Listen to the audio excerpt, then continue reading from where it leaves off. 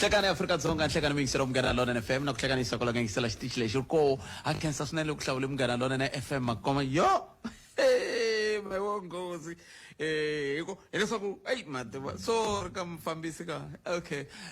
loko ni ku i khona swi vona ku ni fonele sesi Rose mativa a ta ndla namuntlha kambe swi ri tani nakona ku Afrika wa vulavula mingisela Munghana Lonene FM na ku amukela kwala nga yingisela xitichi lexi ko mina ni khalanga Pet Mathebula ni n'wana risimati wa Jim wa xitlhangu wa xingiritano wa xicecana makunala wa ndandadzi ku njhani Afrika-Dzonga nga khona yingisela la Gauteng Mpumalanga North West Limpopo kumbe u kuma audio streaming ya Munghana Lonene FM.co.za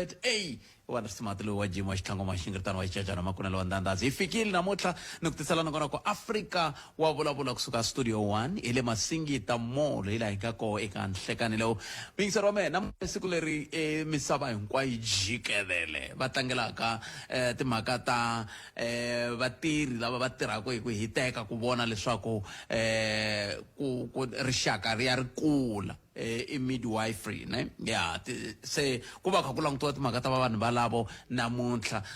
se tanihi Munghana Lonene FM na hina hi te hayi kumbexani siku leri nga hundzi hi nga vulangi nchumu hi rona se hi ta vulavula na voho hi twa ku va ri yini vona hi xiyimo lexiwani ngopfu loko kha hi langutaka timhaka ta ku na tithekinoloji ti ri kwala na hinkwaswo leswi swi lavekaku swi ri koho swo antswisa swiyimo swa timhaka ta swa rihanyo ka ha ri na vamani vo tala lava hundzaka misaveni hi nkarhi wa ku bebula hi ndlela yaleyo se hi ta bula hi yoho hi twa ku va ri yini na n'we kumbexani mi nga lava ku va ku tisa leswi na leswiya hi ta twa hi n'wina hala ka hafu kupela wara ya n'we nhlekani lowu kasi ke handle ka sweswo mingiselo Munghana Lonene FM ku hume hungu la a ri kombisa timhaka ta leswaku ku nga va ku ri na ku tshukisela na mahlo loko ku nga hetelela ku va koho exikarhi ka swirho swa huvo yo endla milawu swa vandla ra African National Congress na vuxaka bya vona na vandla ra Democratic Alliance ka GNU loko ni nga nhlaya ka Sunday Times la a va kha va kombisa timhaka ta ku na lava va nge haikho a swi ta va swi ri kahle ku DA yi susiwa ka GNU ivi van'wani va ku hi mhaka yini ivi matsalan general wa vandla ku hayi kumbexani mi out of order n'wena a hi sunguleni hi vulavula hi xihina hi nga se ya vulavula hi ndlela yaleyo mi swi twisisaka xiswona se hi ta lava ku twana le ka wehe ku hi angula ku yini hi ta va hi ri na muhleri Professor Tinyiko Maleke sweswi nyana nga ri khale hi 20 timinete ku bela awara ya 20 nhlekani lowu wa Xikwembu ivi kusuka kona hi hafu ku bela awara ya 20 hi twa wehe i khe anamisa miehleketo ku van'wani va ri swi nge koteki ku African National Congress ya mahlweni yi tirhisa tipolisi ta yona ka GNU van'wani va ku futhi hi toho tipolisi teto ti nga ndlaku va nga ha voteriwi se hikokwalaho ka yini sweswiwani ku ta fanele ku va va ha ya mahlweni na ku tirhisa tipolisi teto ka GNU leyi katsaka na mavandla yan'wana ya nkaye van'wani va ku hayi kho phela vandla leri ri na swirho swo tala ri na swirho swo tala ka GNU ri na tiphesente le henhla se ri fanele ri rhangisa tipolisi ta voho va ku kanjhani ni ta tsundzuka president wa vandla tlhelo president wa tiko va tlhe va vula ka nhlengeletano yin'wana ya ANC va ku hayikho ta yisa mahlweni tipolisi ta hina va swi lava va nga swi lavi ku ve to ti nga ndla ku ya hi van'wani ti nga ndla ku va nga voteriwi ti ze ti ya va ka 40%. N'we mi ri yini hi ta twa n'we helaya loko mi kanamisa miehleketo hi ndlela leyo na timhaka ta ku sungula ti-conference ti nga heli ye le Mopani yi hundziseriwe mahlweni ye le Vhembe yi vuye yi ku vulavuriwa hi timhaka ta ku yiwe ya khoto ivi khoto yi bakanyela tlhela lexi hi nga fanelangi ku lahla mahlo ya hina ka xona i timhaka ta ku yi nga va yi nga bakanyelangi tlhelo ku timhaka leti a ti na nkoka yi nga va yi lo bakanyela tlhelo ku timhaka leti a hi ta xihatla leswi vulaka loko ku ri ku ta yingiseriwa ti nga tlhe ti vuya siku rin'wana ti tlhe ti ta va nga swi vulavula futhi kambe xivutiso ku ta va ku ri ku hikokwalaho ka yini mi ze mi yisa khoto ku va mi va xirho xa vandla a ni ngo loko va mi vona mi nga hlawuliwa mo swi tshika loko va nga endlaka swona mo swi tshika kasi mi fela yini hi la ku twa n'wina hi le ka 0860002543 ka timinete leta nkombo kumbexani mi nga ta na timhaka tihi kumbe tihi leti mi nga tikhoma hi nga se ya ka Professor Tinyiko Maleke hi twa ku mi khome tihi timhaka kwala mi nga koho mingisero mehe mi hlangana na yini ku hela loko ka vhiki hi ndlela yaleyo loko mi fikini mi ngo ni hlamula mi ku Bootpad loko mi yise moyeni muhumelerisi ku endla leswaku ni ta kota ku yima ku vulavula ni yingisela n'wena ani mi ku both mi nga ku phete ka Xitsonga xi pfumeli mi ku both phete ya ni ta swi twa ku se mi kona la layinini ivi hi kota ku va hi ya amahlweni loko na ha rindzele n'we mita hi ndlela yaleyo mi ni na papa minjhani mi ni kume na hala ku vulavula okay mi ri yini n'wana leswi tiko ni mi khome offside red card whatsapp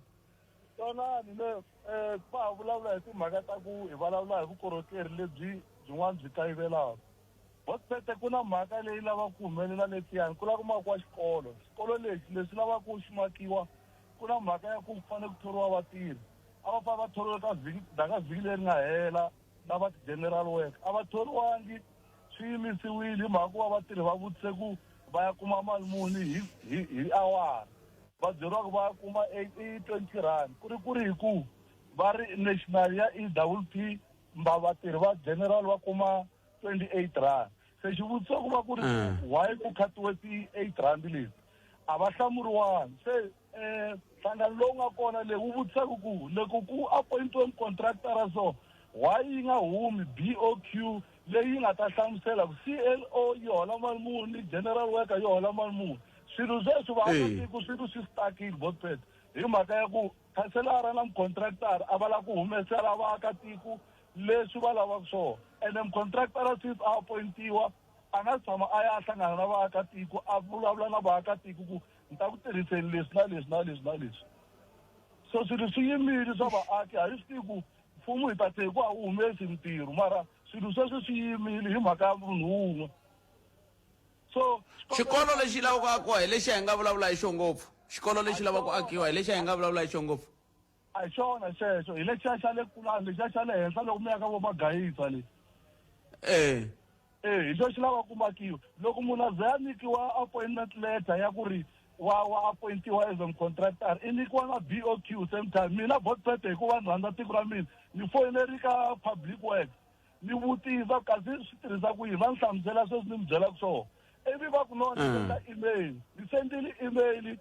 a va size va vuya ka mina back se swi va nga ni pfuna a ku mara leswi i vulaka swona wena swi rhongo ende mukhanselara a hi yena a fanelaka a thola vatirhi le ka yena mukhanselara ya le ku rhangeni mahlweni a ku thola vatirhi matwisisa mali ya CLO va ri no ku fanele ku negotiatiwa a yi negotiatiwi hi ku tiva ka hina laha ka BOQ yi va yi ri kona ku salary ya CLO i mali muni kuve mukhanselara i nghena kambe ye n'winyi wa wadi tanihi n'winyi wa wadi kumbexana hi a fanele a va kha swi tiva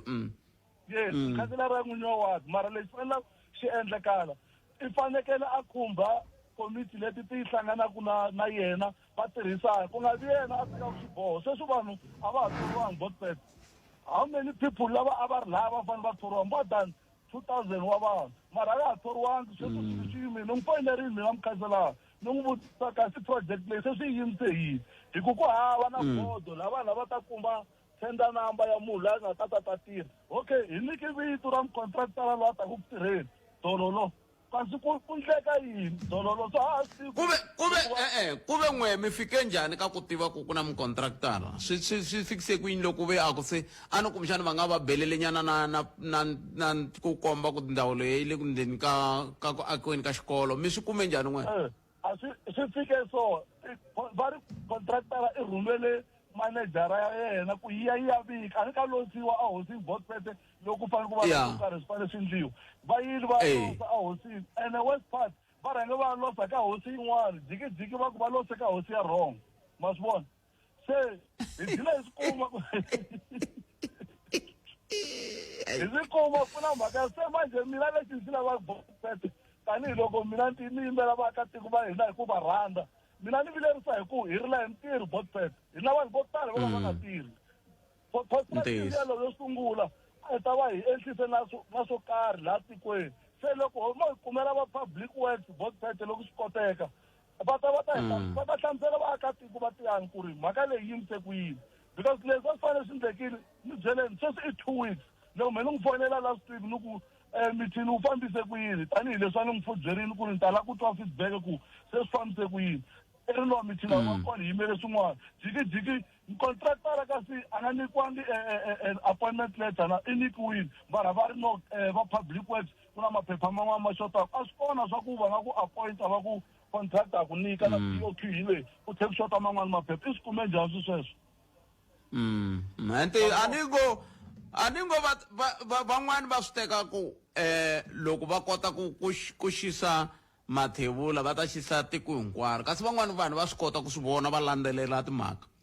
ende swi nge endleki kwana hi xiyisa tiko hinkwaro botpete mina ni byela ku vhiki leriwa wu endlele a ni ye kaya hi mhaka ya problem leyi ni mi byelaku hi yona nga ta kota ku ta swi twisa kahle ku ndleka yini because vumundzuku bya hina a byi la joni byi le kaya botpete hambi swo fika kwihi swi va kwihi mina ni ta fa ni sela tiko ra letiyani a va hi kumeleni va public works botpete ni khensila hi byeleni van'wana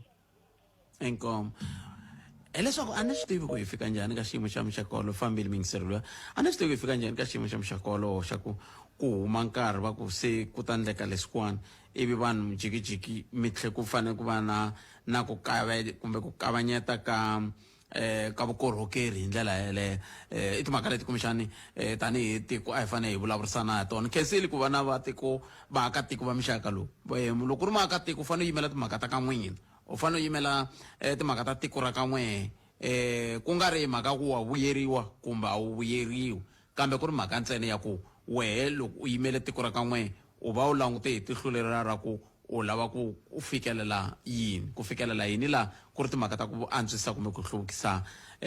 timhaka ta vandla kumbe timhaka ta muganga leyi mi tshamaka ka yona xikombelo lexi endliwaku hi swirho swa huvo ya endla milawu xa ku kumbexani African National Congress yi suka eka GNU na DA ku nga va ku ri miehleketo ya kahleke kumbe ko va swin'wana swi susumetiwaka ku lava ku fikelela swo karhi na koho swilo swa koho ku nga va ku ri yini na ku va ku hoxeke yini hi mpela ku va suka ka nhlengelelo na ku tirhisana na DA ngopfu loko languta ku DA yi tikomba yi nga yimi na swona kumbe swo tala swa leswi vo tanihi ANC va yimaka na swo hi ndlela yaleyo amukeleni mhleri lava nga ta hi pfuna ku twisisa mhaka leyi kantswa Professor Tinyiko Maluleke hi twa ku va ri yini nsini ya hina leyi hi rhambaka la se hi lava ku twa ku vona va angula va ku yini eka mhaka leyi hi bulaka hi yona prof nhlekani mi amukerile ka munghana lonene nhlikani hi xeweta vayingiseri hi tlhela hi xeweta na n'wina khalanga hayi no hayi a khensa swinene prof man a tsaka ku twa rito rero nkarhi lowu la ka xiyanimoya khensile swinene loko mi tinike nkarhi wa ku va mi bula na hina maphephahungu ya le ku vikeni timhaka ta ku ongeti ku na van'wani va swirho swa vandla ra African National Congress va nga ka huvo ya endla milawu va nga ha tsakisiweku hi vuxaka bya vona tanihi vandla na Democratic Alliance ka mfumo wa nhlengelo wa GNU kumbexani hi nga languta kwalano ku swi nga va swi sungula kwihi swi susumeta hi yini prof vukati lebyi a bya ha nyawuli sweswiwa a swi tiva leswaku leswi va lwisaka i yini ni nga ku mpfhuka xa loko lembe leri ri sungurile swi sungule lembe leri nga hela ntiso ku ve na mhaka liya ya Bela Act leyi lava va DA va nga ringeta swinene ku yi sivela leswaku yi pasisiwa va vuya va tluleka mara hi nge vuli leswaku va tlulekile ku a hi siku goza rin'wana va nga ri tekaka hi rihi na mhaka ya NHI National Health Insurance ha swi tiva leswaku a ku twananiwi kahle exikarhi ka mavandla yambirhi lawa yambirhi ya DA na ANC eka yona sweswi se ku nga ta pfuka leyi ya budgete leyi DA yi nga jika na le khoto yi fika yi hlula yona na EFF leswi namuntlha se hi nga langutela ku ringetiwa ka ku pasisiwa budgete ka vunharhu loko kumbirhi ko sungula ku hlulekile se i swin'wanyana swa leswi swi vangaka leswaku ku va na ku tshwukiselana mahlo a xikarhi ka mavandla lawa yambirhi fo va leswaku mhaka ya GNU kumbe coalition government hambi ya huma DA kambe a yi humi a ha ri na ndlela yin'wanyana yo fambisa tiko ehandle ka coalition ku ngo va se hi sala ku va hi hleketela ku loko yo huma ku ta nghena mani ku a nghena na mani swi endlisa ku yini ka ha ri hava government liya ya ku hi ta va na party leyi nga na ntamu yi ri yin'we swi herile leswiya ku ngo ho cinca swirho swa xitokofela xa kona kambe se xitokofela hi xoho hi yo ndlela ya ku ya emahlweni ya ku fambisa tiko leri leswi swi karhataka swinene wena Khalanga hikuva loko mfumo lowu wa nhlanganelo wa coalition wu nga swi koti mavandla ya nga swi koti ku tirhisana swa karhata swi ta vula leswaku timakete ta matiko man'wanyana kumbe no timakete ta misava ti nga tshembi swinene leswi nga ku humeleleni la tikweni leswaku swa khomeka na leswaku mfumo wu ta warini hileswaku mfumo wa hina wu hundzuka wu fana na taxi liya ya le Joni yo tsariwa ku this taxi can stop anywhere anytime na wona wu nga yima nkarhi wun'wana na wun'wanyana hi laha se hi nghenaka kona na ku huma ka DA ku nghena mavandla man'wanyana swa endleka swi nga tshunguli vuvabyi lebyi bya taxi leyi ya ku yi nga yima kun'wana na kun'wanyana kama n'wanyana ku huma ka DA ya nghena potweni lerikulu hi suka andzilweni mfumo wa kona wu nga nyawuli wu nga swi koti ku tiya endzhaku ka tin'hwetinyana wu wa na wona ku tlhela ku fanele ku sunguleriwa hansi kuve hikokwalaho ka yini vandla ra African National Congress xikombiso prof ri ta fanele ra hatwa ri na lunghelo ra ku ri nga ya mahlweni na ku susumeta milawu ya mafambisele ya roho eka mfumo lowu wa nhlengelo ngopfungopfu loko langutiwe timhaka ta ku van'wani veri ku za hi fika kwala ka mfumo wa nhlengelo i mhaka ku milawu ya mafambisele ya voho lava va votaku a va yi votangi se hikokwalaho ka yini namuntlha yi fanele ya mahlweni na milawu ya mafambisele ku fana na sweswi president va nga tshama va vula va ku hina ta ya mahlweni na milawu ya mafambisele ya hina ku ya mahlweni hava swi lava hamba va swi lavi hi ku ya hi tivhoti vandla ra ANC ra ha ri ro vandla lerikulu ku tlula hinkwawo ko va leswaku a ra ha ri vandla leri fumaka kambe ra ha ri vandla lerikulu ku tlula hinkwawo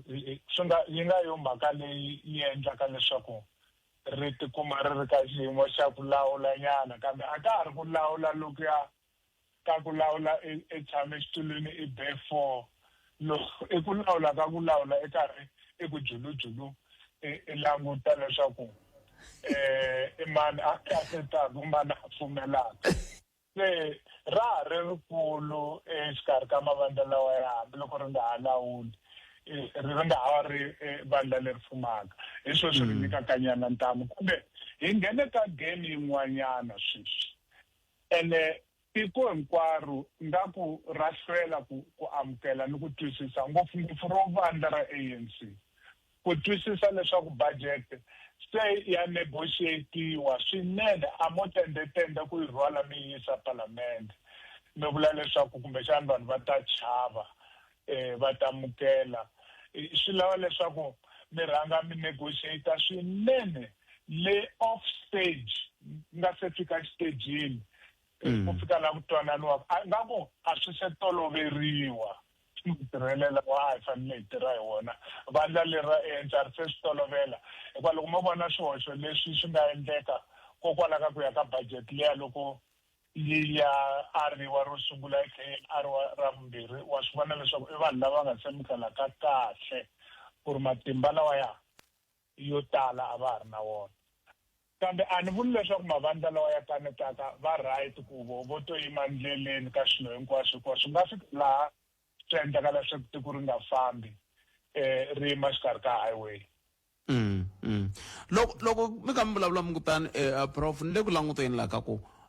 loko hi kha hi vulavula na va-ANC vhiki leri nga hundza va kombise timhaka ta ku ka vula vona va twisisa ku tiko ri fanele ri ya mahlweni hi yo mhaka va kha va ringanyeta sweswi va va kha va swi ringanyeta kambe loko sweswiwani prof ku ri na xiviko xa ku van'wani va swirho swa huvo ya endla milawu va susumeta ku vandla rihi ra African National Congress ri hirisa vuxaka bya rona na DA ka GNU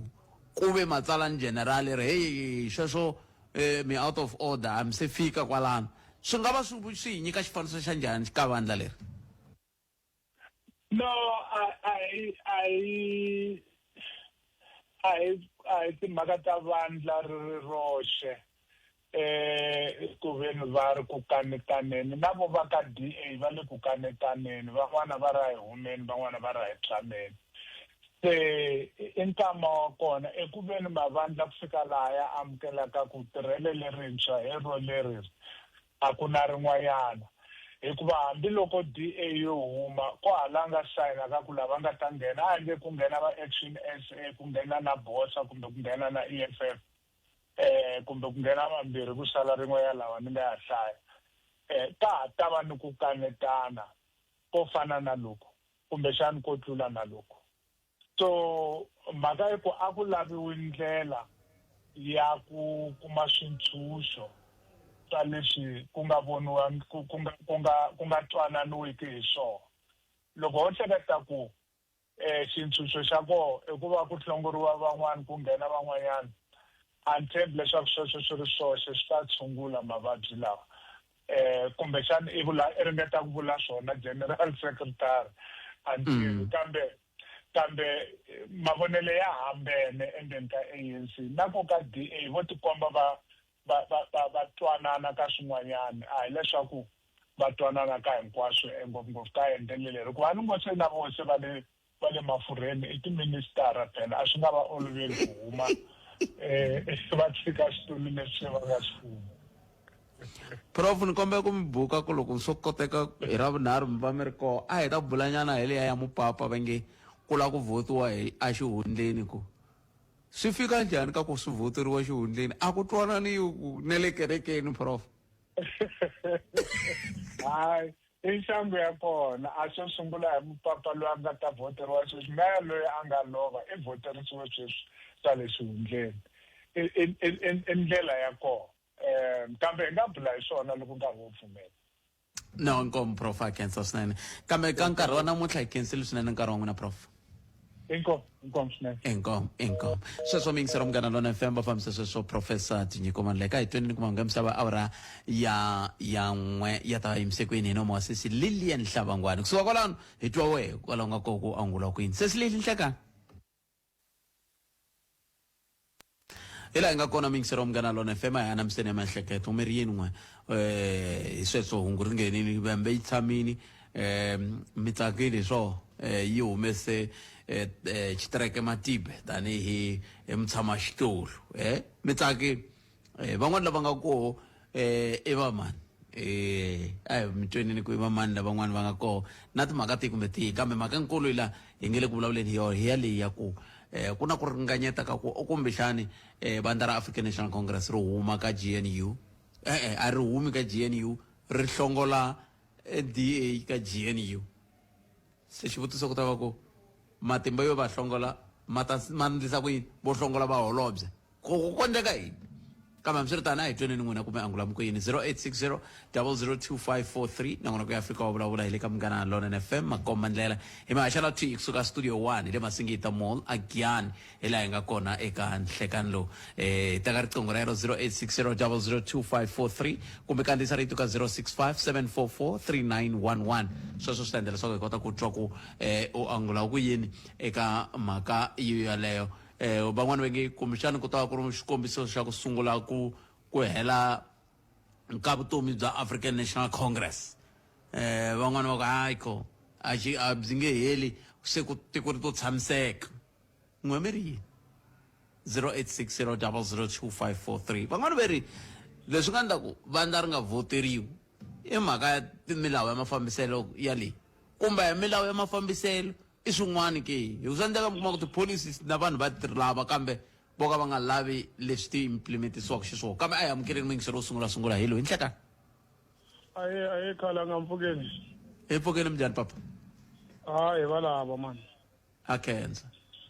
hey hi lava ku yi dlambanyana hey loko hi sungula hi swo mi dyisa mbitsi swi dyisa ngopfu mbitsi mani mara lexi ni lavaka ku xi vula hi ku sungula khalanga swi veka ka record i ta swi tsundzuka siku rin'wana ti-conference leti ti nga ku endliweni hinkwato ka ti-region hinkwato including leya Vhembe yi nga ha ku va kona kumbe yi nga busy na leya Mopani yi nga postponiwa loko ti ya ka provincial conference ti ya vuya na chairperson ya n'wansati ku nga ta va ku ri Dr. Phophi Ramathuba. Why ni vula leswi? Sweswiwani tatana Xitereka Mathive va winile a Vhembe ku va chairperson futhi. A swi nga ta va olovela ku va chairperson va MEC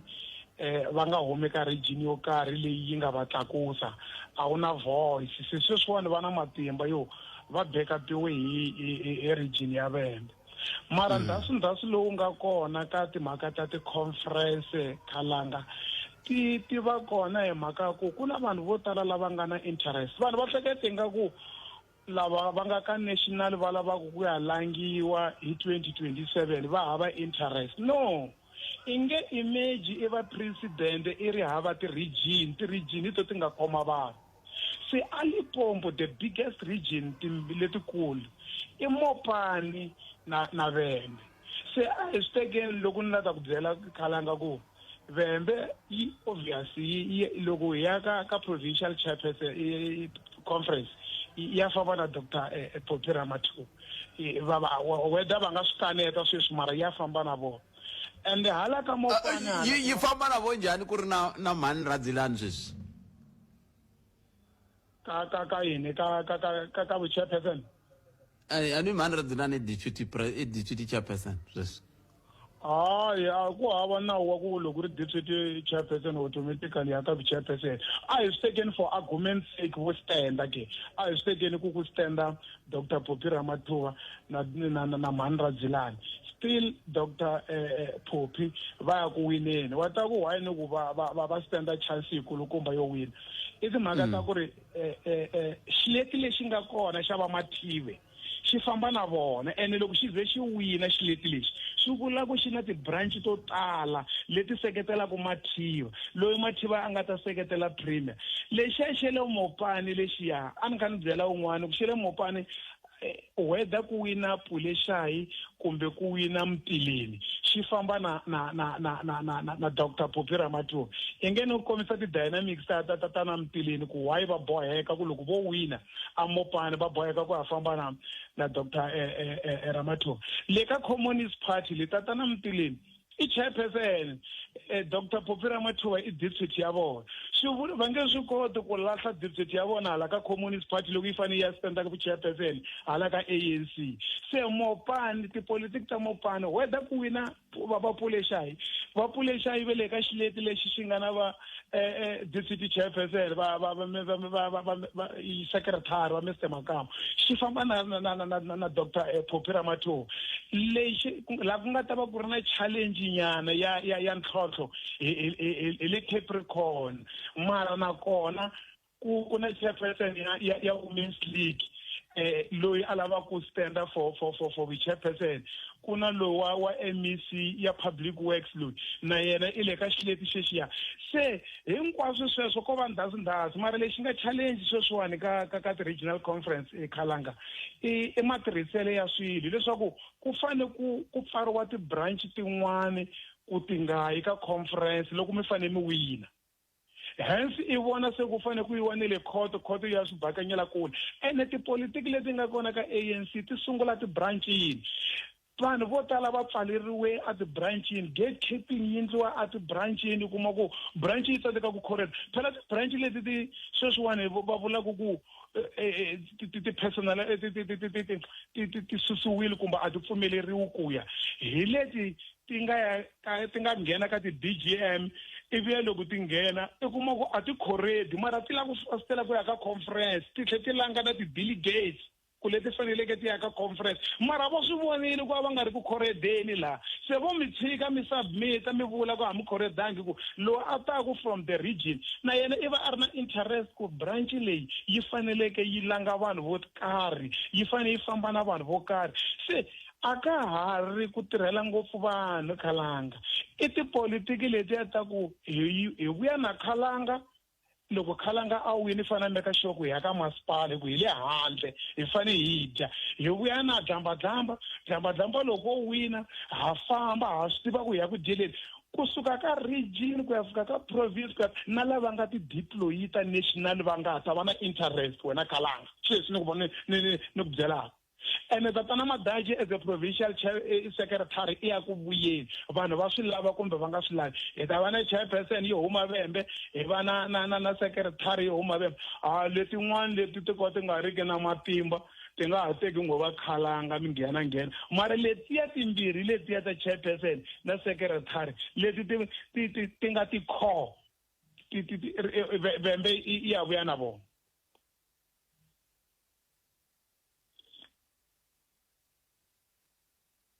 Khalanga ani ku mi nga si famba veri swantswa ANC na DA ti hambana ka GNU hi mina temeri yin'we ku vula mani sweswo ku na hoyi leyi nga huma na le ka phephahungu rin'wana ni kha ni ri hlaya laha a hi vulavula hi yona va nge van'wani va ti-MP va le ku ringanyeteni kusuka ka caucus ya ANC aka huvo ya endla milawu ku hayi ko ANC a yi herisi vuxaka bya yona na DA ka GNU hi mhaka ku DA yi kaneta swin'wana na swin'wana mavonelo ya vona mara swi practical na yi nga huma loko ku ri ku DA ya huma laya ka GNU va ni ANC yi nge humi yo nga ku leadeni yo faneleke yi tirha na vanhu yi tisa mani ti-conditions ta EFF ta ku nghena ka GNU loko ku ri ku EFF yi fanele yi nghena ANC yi ta ti kota na loko ku ri ku ya tirhisiwa ku ka nghena MK ti-condition leti swi va tsandza hi mhaka ti-condition phela loko ze ku ta DA a ne a ti ri kona MK na EFF yin'wana yi ku hi lava city president yin'wana yi ku loko hi fanele hi ta tirha na n'wina Susan Cyril Ramaphosa ti cincile kasi ti-condition set ene DA xi nge humi ni mi byela ku ri lexi nga tsandla ku DA xa swi lava xi na problem xi nge humi xi na mandate ya valungu DA lava nga khoma ti-business va Rupert lava va nga na vunghana bya kahle na president Cyril Ramaphosa a xi nga humi na mi byela Khalanga a ta tshamisa sweswo xi ngo kaneta leswi xi kanetaka mara ku DA xi ku namuntlha hina ha huma hi loko ku ri ku ANC yo decide ku ya negotiate ya teka ti-conditions ta MK ya teka ti-conditions ta EFF ivi yi endla mfumo automatically DA yi va yi humile mara DA yona yi nge humi yi ku ha huma hi mhaka ku yi na mandate ya valungu yi le ku represente ka valungu laha yi meka sure ku ri valungu lava nga tshama va ti-business va na voice through yona but at the same time valungu lava va le Stellenbosch va na vuxaka bya kahle na president Cyril Ramaphosa a ni swi voni sweswo Memetri thank you Nemetri 0860002543 nongona ku ya Afrika wa vulavula hi le ka Munghana Lonene FM makomanlela a hi kuti hoyi angula ku yini n'wana hi loyi nhlekani a nga ha ri kona n'wana ni rhumela hungu la a ku ni kombela ku angula ra vusiwana a mi rhumeli mina mi fonela ka nomboro leyi 0860002543 hi ndlela yaleyo a mi rhumeli vativana a hi amukeleni n'wana wingiseri nhlekani mi amukeleri ka Munghana Lonene a ku na mona laha a ni swi tivi ku endleke yini kambe hi laha hi nga ko mingiseri wa Munghana Lonene FM makomanlela a hi koti ku n'wangula wena u ri yini eka timhaka totoleto ngopfungopfu n'wina ni ta bula na Mtile na nte Mtileni ni bula na Ngoveni ya ni kha ni vulavula na Suku Mtileni la se yi tlhe yi vuya laha Suku Mtileni kambe ni ta bula na Ngoveni hi twa ku yele Mopani conference yi hakeri mitsi hi mhaka yini ta va ka hi bula na yena hi twa ku i angula a ku yini hi ndlela yeleyo kambe hi nga se ya kona a hi ti wena ka 0860002543 n'wana mingiseri loyi nhleka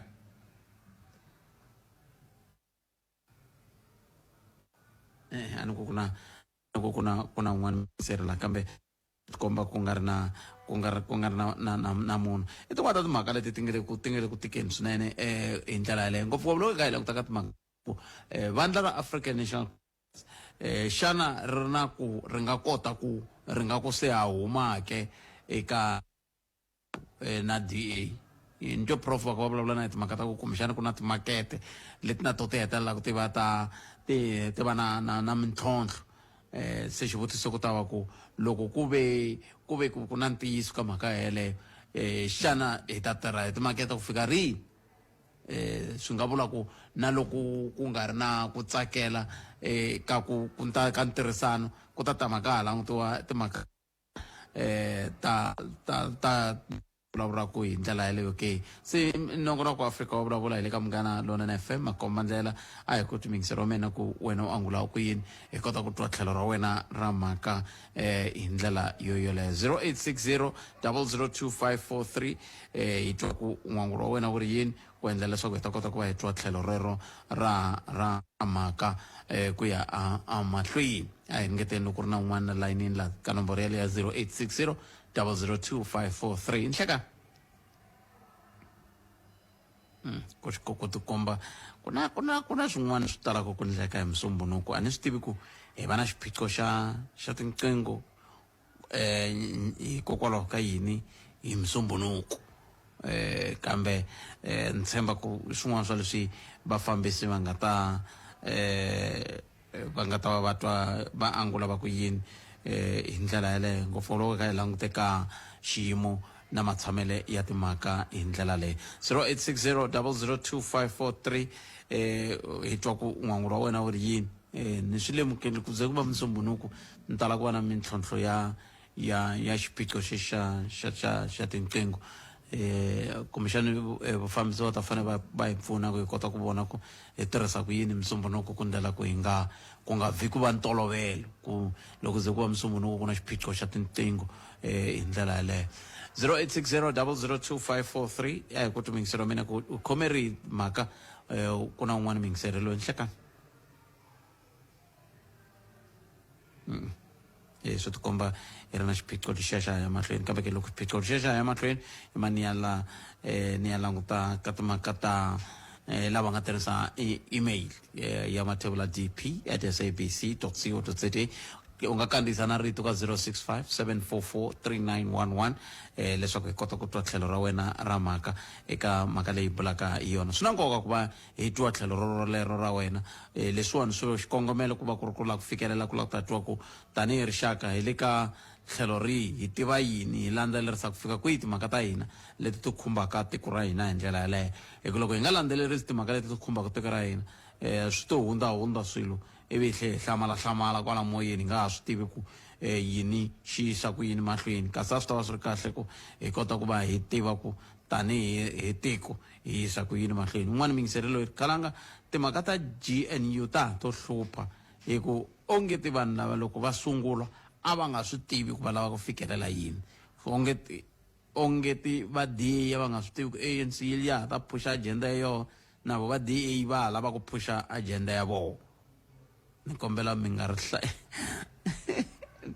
hlayi vito bas up a ku lo sala ko tani ni ri hlayi 0860 002543 loko eAfrika wa vulavula hi le ka Munghana Lonene FM komba ndlela ni ri namuntlha hi ta tlhe hi bula nakambe na muongori lava tirhaka kahle na timhaka ta ku pfuneta hi timhaka ta ku loko va mhani va kha va tswala va veleka ni yo tswala ni yo veleka se loko hi ka hi bula na vona hi ta va hi kha hi lava ku ta twa ku loko siku ri te tani va ri va tlangela va langute tlhelo rihi hi tlhelo ra ku tlangela siku leri nako mintlhontlho leyi va langutaka ku hlanganaka na yona ku nga va ku ri mintlhontlho ya njhani sweswo swi ta endla leswaku hi kota ku va hi tiva ku ya mahlweni hi nga endlisa ku yini tlhelo ra matshamele ya swilo hi ndlela yaleyo 0860 002543 nakona ku eAfrika wa vulavula ka Munghana Lonene FM makomba ndlela a hi ku timingisero wa mina ku tlhelo ra wena ra mhaka ku nga va ku ri yaleyo ANC ya mahlweni yi ku hi ta ringeta ku vona ku yisa ku yini mahlweni hi tlhelo ra timhaka ta matsamele ya swilo eka GNU tarteka tshungura ku ya mahlweni ka mfumelelo sungula no hundza ila Afrika wa vulavula na kalanga Pet Matebula nongonoko wa Afrika wa vulavula ka Munghana Lonene na FM komba ndlela a hi twenini ku nga va ku ri na un'wana mingiseri twa ku angula ku yini ndlela leyo kambe ni vurini ku liya ya tinqingho hi ta yi landzelela ku la ta vona ku i ncini xi endlaka ku tinqingho ti nga tirhi musumbunuko ku endlela leswaku mi ta kota ku nghena ku ya hi leswi mi nge le ku van'wana va ni byela ku hi le ku fonini a mi hlamuli njhani kambe swi na mhaka i mani hi amukela mingiseri loyi ni hleka man mi le ku ntweni ni hleka ni mi amukerile ka Munghana Lonene ahee mina ni le ku mi tweni ahe papa ahee ya hi nga ku khumba leya jeniwile leyiwa ya leswi swi vonaka mina swi ku sukela ku sunguleni kona a ni tsandzeka ku nghena ma swi tiva ku rima ku rima hi tihomu kumbe hi tidonki tihomu timbirhi u nga rima hi tona na tidonki timbirhi u nga rima hi tona mara u nge pani homu na donki homu yi koka hi la nhlanini hi la nhan'wini donki yi koka hi xifuva se valungu va DNA na vanhu va ntima leswi va lavaka swona a swi fani hikokwalaho ka yini mi hlawulekisa DA tanihi valungu mi va mi vula yini kwalano hi ku na vantima va nga ka DA hi nga titoti mafurha hi nga hlambanga vanhu lavaya valungu epati ya valungu swi nge jiki vanhu lavaya ku va vo frontiwa or vantima loko munhu wantima lava va nga suka lava musimayimani na va Herman Mashava va swi vonile ko va swi vone late vo frontiwa vanhu lavaya so ni nga ku Afro Forum DA na Freedom Front a va hambani vanhu valava lomu ta vona ku loko se va ya complaina va yima xikan'we hinkwako mi ta swi lava ni nga ta swi vona ku vanhu lavaya va fana nchumu wun'we mara loko mu ku phela mina lexi xi ni kavanyetaka sweswi i ku miri vantima okay se mi vula ku ANC ya vantima kumbe mi vula njhani na hi yo yimelaka leswi n'wina mi lavaka swo n'wina miri yi yimela leswi swi laviwaka hi mani hi n'wina na mina mina mi nga ni katsi kwalaho hambi loko a ni nga mi katsi mara xikhumba xa n'wina nhlonge ya n'wina ya mi katsa se mi vula ku ANC yi yimela ku mina ni kuma VAT ya 17%. ANC i mhaka ya ku leswi a yi lwela swona yi za yi pfula commission ya Zondo commission yi tsandzeka ku khoma vanhu lava nga dya mali yi lava ku teka mali ka hina ntsena se mi vula ku so mina le ku mi vutiseni miri ANC yi lwela ku yi tekela yi nyika xibalo xa VAT ya 17% na hi swo mi vula ku so se mi ku yi lwela mina a ni ri endyangwini xihoxo xi kona lexi xi lunghisiwaka a no yima na ANC mina ni munhu wa ANC mara lexi ni xi tivaka na ku nyika xikombiso loko munhu wa ntima o twa ku humelela accident hala xa ku sungula i la ku tiva ku i mulungu kumbe munhu wa ntima na loko ku ri mulungu mbilu ya ku a yi vavi ngopfu hi nga tixisi loko ku ri munhu wa ntima mbilu ya ku ya khumbeka sweswo kumbexana swi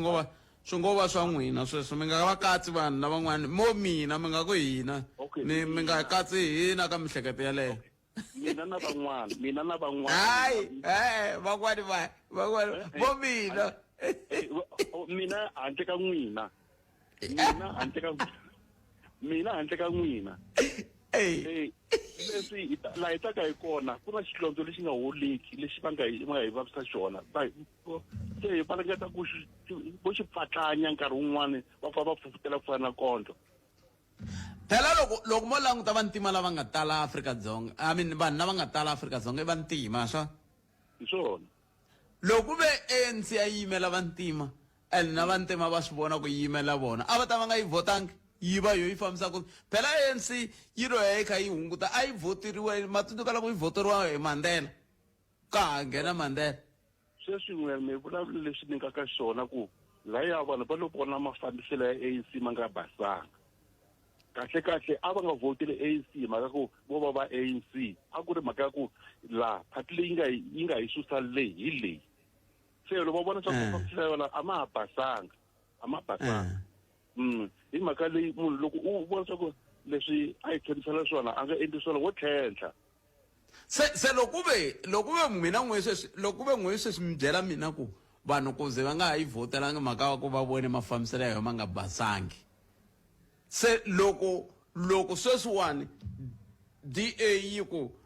leswi n'wi mingele ku tiseni swona ANC a hi swona leswi swi nga ta hi yisa hala miri yini hikuva va kha va la kusuka sweswiwani va kha va ku va ANC va DA ya vasuki ni vulavule ku sunguleni ku vanhu lava a va na xikongomelo xin'we hikuva sweswi loko va vulavula hi Orania valungu hinkwavo va ta ku Orania yi right loko va ku va ya ka vanhu vantima lava kalaka va nga pendiwanga va ta ku a yi kahle ku na lava nga pendiwa vanhu vantima va ta ku a yi kahle mara valungu hinkwavo va ta ku Orania yi na xihoxo valungu hinkwavo ni vula ku mara Orania yi ndliwe rini mara yi ndliwe namuntlha 30 years leyi hinkwayo a hi kha endla yini ku ndla ku yi nga vi kona a ni ri hi hlawule vanhu vo va hi vulavulela hi hlawule vanhu ku va hi vulavulela loko ri va xinkwa n'wina wu koti ku vulavula nemetweni enkomba 0860002543 na vya Afrika wa vulavula ile ka Munghana Lonene na FM makomba ndlela siku rin'wana ta mahashela ni ndlela TikTok live kumbe Facebook live la ni ri la studio lexi mi vona ku lo nka ntirha ku tirhisa ku yini mi ta swi twisisa ku ntirha ka xiyimo xo tika ku fika kambe amukeleni n'wana mingiseri lo nhleka Nhlekani buta Munghana epfokeni minjhani n'wana Fuke mihlangano patu di tsugala social ngo buta mo ikombisa nyana ka timhaka ta GNU le ya hina na loko DA yo huma buta a ku na xilo lexi xi nga ta ku talunga a ta tlhela a fambisa sweswi hi fambisaka swona van'wani va ta va kha va kumile ku ha huma ya vuyela problem leyi nga kona loko ni languteni loko government lewa ya ANC yo kota ku yi herisa mhaka ya tender system because nga ku swin'wana swi nga famba kahle mara loko ka ha ri na mhaka ya tender system a ku na xilo lexi xi nga ta famba kahle ni vula leswi botadi ku loko mo langutaku ka leswi va nga hlanganisa swona laha va hlangane hi timhaka ta ku van'wanyani va lava ku va nyikiwa titender loko va nghene laha va sayinini ku hi ta mi nyika titender hi ta endla yini and then loko mi languta mhaka yoho yaleyo ya titender futhi ku tlhela ku va ku ri na ku lowa ka hina i dlaya loko vo sweswi vo teka tender va nyika mina van'wani va ta ni lava va ku hamisa loyi wa a nyikiwe tender ku nga nyikiwangi mani va ni lavela ku va ni dlala ANC loko hi vulavula hi downfall ya yona a ku na xin'wana but swi sukela i mhaka ya titender leswi swi nga wisa government leyo vanhu a va zamini ku va yi lavini ku va ku yini ku loko Y1 a vona ku mandlele lama ma so van'wani vo hetelela va lan'wa kunene va ku musifayisa lava hi ku nikiwe wahala ka hina tender va n'wi byele va sungula ku tlhelela ndhawu ku vanhu va ku swikombo ku musifayisa lava a va hi rani loko lexi ni xi kombisaka i ku loko vo herisa mhaka ya tender system swo tala na kokelana na DA yona ANC mi nga vona ku fambiwa straight or loko ku ri swi va tsandza swi swo butpet a va teki mhaka leyiwani ya mintirho ku fana na vo road agents na yini va yi nyika ti-private company leti ti nga ta kumeka ti-monitora hi government a ka ha ri na vanhu lava mi nga ta va kuma va tlele laha nga mi kuma makhwiri makulu ma ri makulu nga ku ti-bank store ka ti-private loko va ku misa lowa i langute ku tirhiwa hi production ku sweswi hi fanele hi pfala ti-pothole leti kusukela ku ya fika dorobeni ra Pitori vhiki leri ti fanele ti hela se ka government mi kuma ku pfariwa chula no mara loko mi languta laha va pfala koho tin'wani tisele leswa titender leswi tin'wani tisele and a to pfariwa leswa swo ti pfaleriwa ku yini va siyele ku mindzuku va kota ku lowu mpfula yini loko i kandziya hi movha yi pfuleka hi swona leswi swi endlaku government ya hina yi vuyela ndzhaku ende xo hetelela butet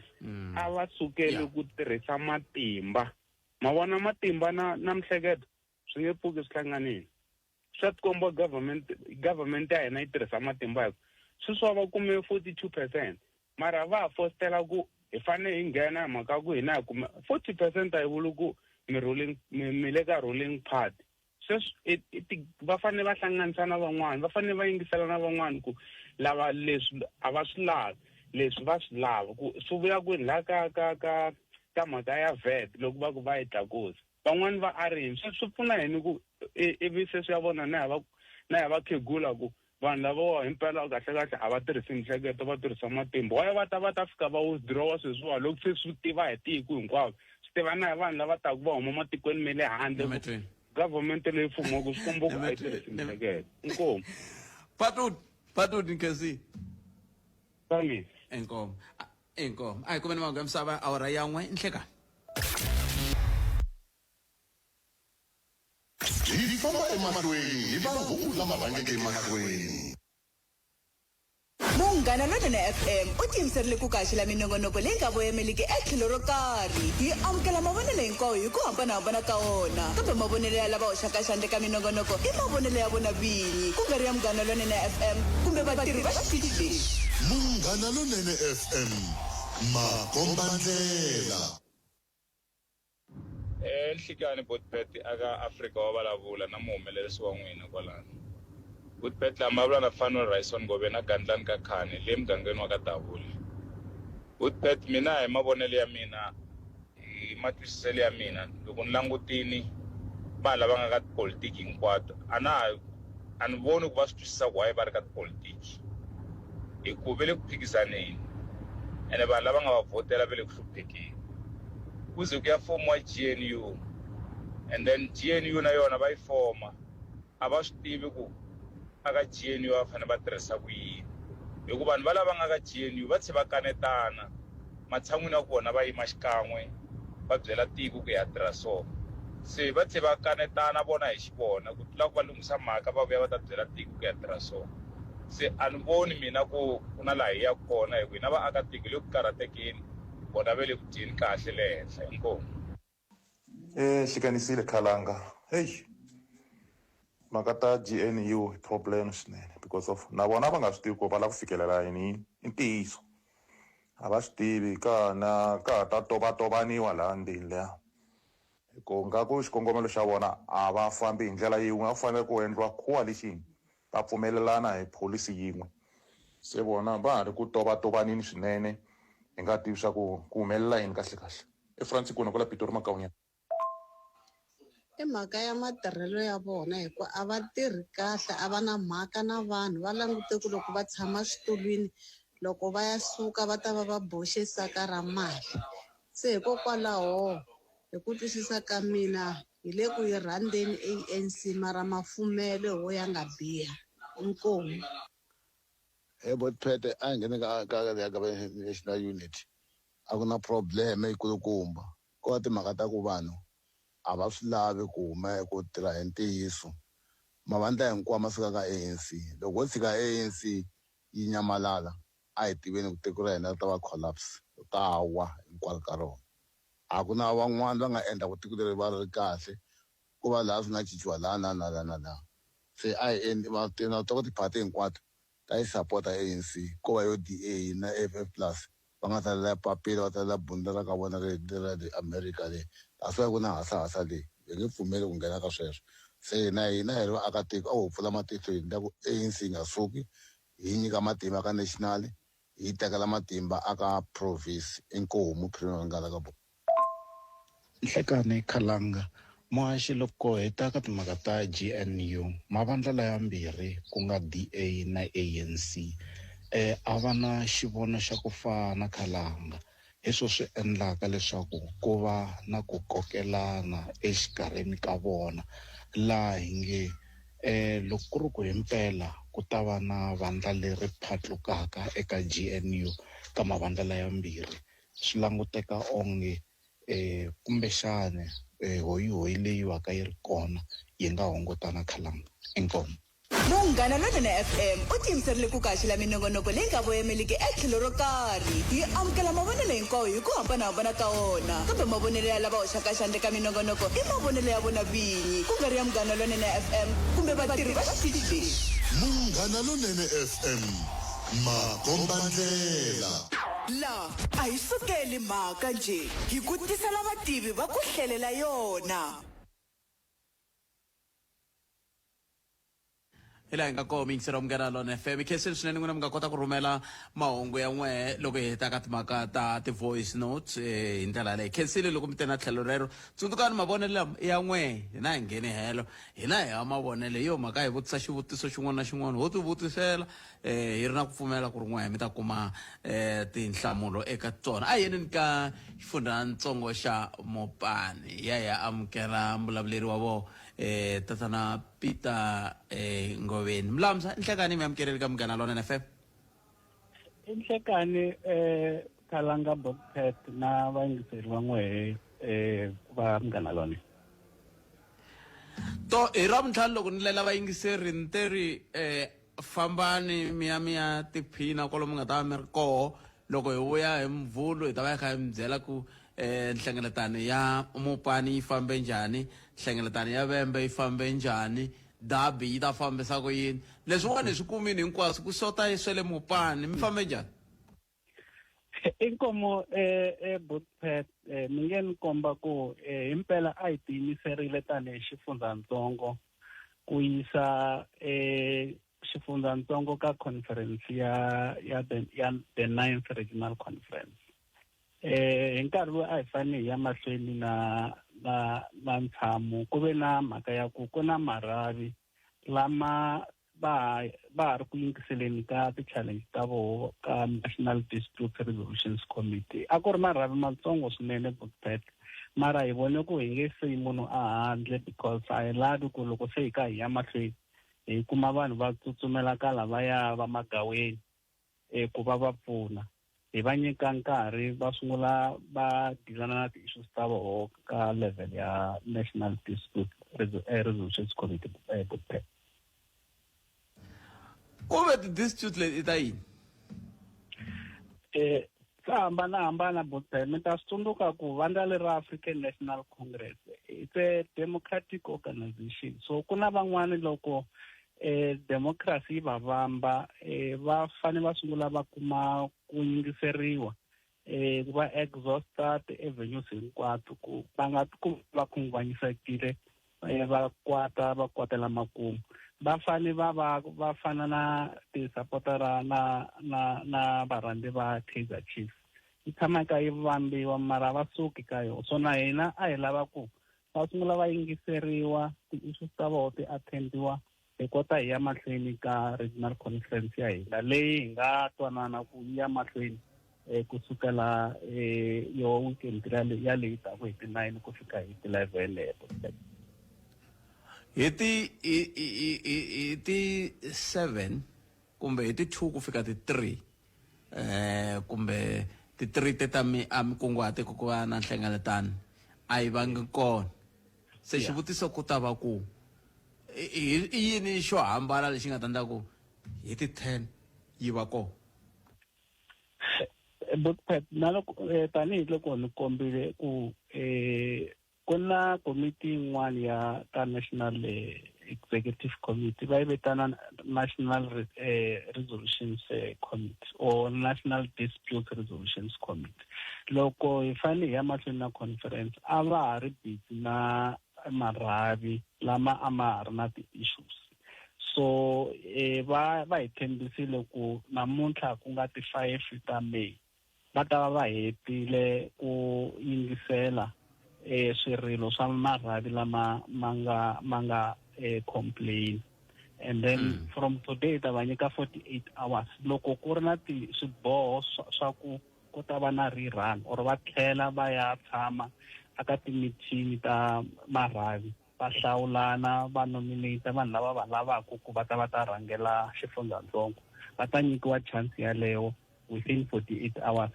hours leyi kusukela namuntlha Bokpet ya hela hi Wednesday so hi Wednesday va ta nyikiwa chance ya ku va ya hlawulana loko swi tsandzela swi ta veta swi tsandzele makumu hi ku hi Thursday ku ta va ku hetisiwa swilo hinkwaswo PSO provincial office va ta va signer off na national office va signer off report ya ku marhavi lama hi woho se ma yaku ka conference kusukela hi Friday ku fikela hi Sunday Bokpet ku ve tinambara a ti komba yini hi tlhelo ra vanhu lava nga na swivilelo loko mi languta ti-branch leti a ti fanele ti va koho ka nhlengeletano leyi hi vulavula hi tinambara leti a ti endlisa kwini? I number yin'wana yitsongo ngopfu. In fact a yi nga ri na material impact ka hi lava 70% ku ya hi ti-guidelines. 70% ya marhavi lama ma nga ka xiyimo xa kahle ku va participate ka ti-process leti.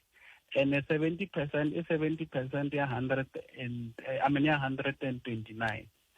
Mara ku ve na tin'wana ti nga qualify ku sala 130. So 70% you need 90 branches. I tshame ka 94 already last week Friday. But we felt even if swibranchana swintsongo leswi swa ha ri na swivilelo a yi lavi ku munhu a ku hi n'wi siya a handle Buckpet. Vanhu hinkwavo va fanele va yingiseriwa ku hi kota ku va na a clinical process leyi nga acceptable, a process leyi yi nga na xindzhuti ku na loko vanhu va hlawuriwile ku na leswiya swa ku va hlawuli van'wana va ri ehandle. That's why National Dispute Resolution Committee committed ku by today hi ta va hi tshame na report leyi nga helela, then hi ta teka swiboho kusuka kwalano ku how do we then proceed. mi swiphiqo swo tala leswi ni nga rhumeriwa swona laha hi ku a ni tivi ku ni principal wa yini, hambi ni principal wa tiko, hambi ni principal wa yini, na mi ni rhumeriwile swiphiqo swo tala leswi ni nga rhumeriwa swona a swi komba ngopfu timhaka ta rerun kahle rerun hi mhaka ku ndleke yini? Doctor va nga mi nghenisi ka swilo leswi rerun swo vula ntsena ku a hi swi tekeni ku rhavi ra tshama namuntlha ri na timembara ta 110. So loko rhavi ri ya tshama ku ngo va na swin'wana na swin'wana leswi humelelaka meeting wu ya mahlweni lava va mi kuma ku democracy yi fike laha yi va komba xipuku va nga tsakisiwi hi mafambiselo ku ngo va mhaka ya ku va ri no ku na un'wana a nga skena pasi ra yehe because hi tirhisa system yin'wana Buckpet ya ku endla ku process ya hina yi va very clinical because i nge participate i nga ri kona. Hi lava munhu a ta na pasi ra yehe hi n'wi sketa a kota ku va part. So van'wani mi kuma ku va complaina hi mafambiselo, van'wani vo complaina hi mhaka ku swo complaina nkarhi wun'wana swi nga va swi ri a nga tivi mara swi vuli ku loko munhu a ri na swicela tshamaka a complaina a nga yingiseriwi. So loko o ya ka Provincial Dispute Resolutions Committee because this complaints laha ti ya kona va teka decision ya ku himpela hi ku twile mhaka ya wehe ya twala branch or rhavi leri a ri tlheleli ri ya lunghisa 1 2 3 4 ku ri kota ku va eligible to participate. So hi yoho rerun yaleyo. Mara a hi swi tivi the circumstances loko va mi rhumela ti-rerun ku voho va vula yini. It's only under those circumstances where the PDRC is of the firm view or the guidelines were not followed to the latter and therefore a branch will be directed to rerun. In some circumstances bata ku nono ametwa ma complainer ho kombela mi fana na varhandi na vaseketeri va Kaizer Chiefs lava tshamaka va vambiwa ngenani line a ku na umar ka yona Chiefs mlanza itsikele a hi tlheleleni ka vurhangeri lebyi byi fanaka byi nga hlawuriwa ka 8th regional conference. I ncini xi nga tsandzekisa this leadership ku yi khoma nhlengeletano ya ku hundzisa ximhandani ku ya ka lexi ka 9th hi nkarhi lowu nga fanela a ku xota yini? No me ta tsundzuka ku a hi fane hi nghene, that's why sweswi va hi vitana RTT Buckpet. A hi fane hi nghene hi 21 ta June 2024 mara hi nkarhi luwa mi ta swi tsundzuka ku a hi ri busy ngopfu na minhlangano. So national office yi director ku yimani hi ti-conference ta n'wehe because a swi tiva ku ti-conference in their very nature are very emotive. Vanhu ti-emotions ti ya henhla, that's why kun'wana kuma vanhu va tsutsumela ti-courts na swin'wana na swin'wana. So a hi nga lavi ku va na disruption ya preparation ya ti-elections because a hi swi tiva even at that time because these are going to be the most difficult elections ever since 1994 and therefore we needed to put all our efforts and energy hi prepare ti-inspection. So we're directed to wait. So that's why hi kota ku va ku ri koho hi prepare ku hi nghenisa the knife a ku nga va na swin'wana ku va yaleyo ntsena Bushbuck a ku na ti-challenges na leadership leyi is committed ku yi delivera an incident-free regional conference in the coming weekend. Nemetwele Mlamza khetsele swinene loko mi te na tlhelo rero mi navelela mikateko mi nga tshamisi vanhu va mina va rindzerile se va karhele ku rindzela ku vona ku se ku yisa ku yini mahlweni kambe a khensa swinene nkarhi wa n'wina. Inkomo swinene a khensa Bushbuck. Inkomo sweswo mi yingisela Munghana Lonene FM i Mlamzi Botita Ngoveni va suka ka Mopani ANC va yi vitana Norman Mashava loko ni nga hoxisi region liya leyi yi nga na straight line na third term loko va kha va famba veri va fambisa sweswo vona veri ku na straight line ku na third term se veri yi tsandzekile ku tshama hi swivangelo sweswo va nga swi nyika hi nge toloki Xitsonga kambe leswi hi nga vulaka i ku hela loko ka vhiki va ri va ta tshama ku hela ka vhiki i vhiki riri ra ti-9 na ti-10 va ri va ta va tshamini hi ndlela yaleyo swi vula ku ve le Mopani ti-dabi ha vumbirhi ka toho ti va tsandini leyi nga dabi leya hi humaka yona FNB yi va tsandini na dabi leya ya le Durban ya vhiki leri tako na yoho yi ta va yi va tsandini hikuva ta va ya ka timhaka ta conference hi ndlela leyo wena u ri yini hi sala timinete tingani laha hi sala timinete ta nkombo ku va hi twa ku n'wangulo wa wena wu ri yini ka mhaka yo yeleyo kambe ke lava hi nga ta bula na vona endzhaku ka hafu ku bile awara ya n'we na vo se va fikile laha hi ta va ka hi bula na vona ni tshemba ku vona i sister va ta va mbarise sweswiyani swi rhandzaka swa vaongori swa ku tlhela va vekela na ti-apples to tshuka laha ta mitswaletswalo ya swilo swo tala laha va ta hi byela ku swi yimela hi sweswiya kambe mhakankulu laha i ku va hi tlangela na voho tanihi vatirhi lava va vonaka ku ri xaka ri ya ri kha ri kula kambe xana va ta tlhela va hi nyika na sweswi va hlanganaka na swo ka vutomi bya vona bya siku rin'wana na rin'wana loko va kha va tirha ntirho lowuwani ni twa va ku i van'wani va vatirhi lava tirhaka ku hi teka swinene se hi ta twa ku himpela loko va hi teka va pfuna njhani ku ya emahlweni na kona ku Afrika va vulavula hi le ka Munghana Lonene FM komandlele 24 timinete ku bile awara ya 13 hi le ku vulavuleni xin'wana na xin'wana lexi khumbaka vandla ra African National Congress ngopfu loko kha hi langutaka mitshamo ya ti-province ya ti-region letiya hi tlhela hi languta na sweswiya swa GNU hi nga si fika ka hafu ku bile awara ya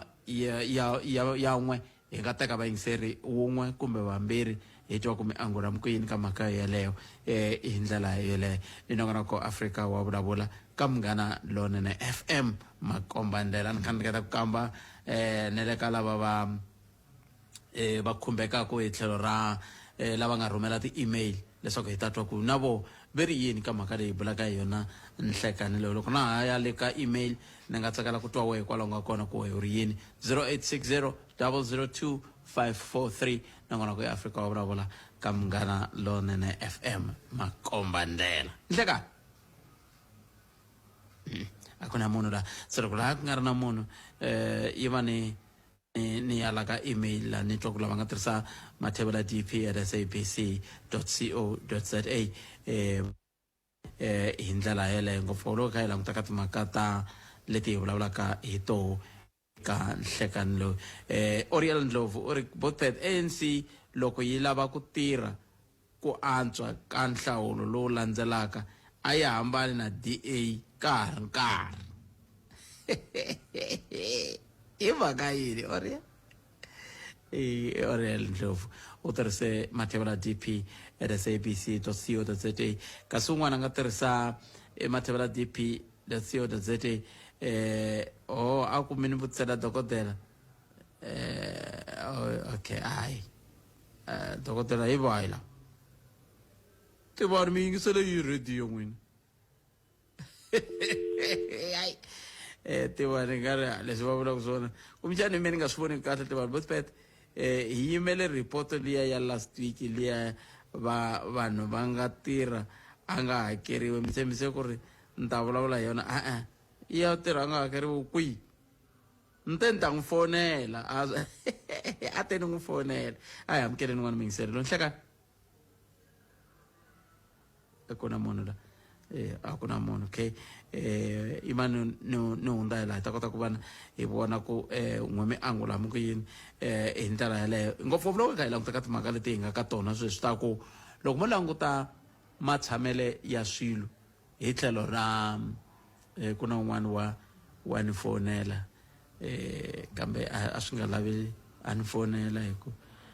a swi potpet leswa vembe vari potpet leswa le vembe vusopfa ku nge vi na nsati wun'we ntsena ku tala vavanuna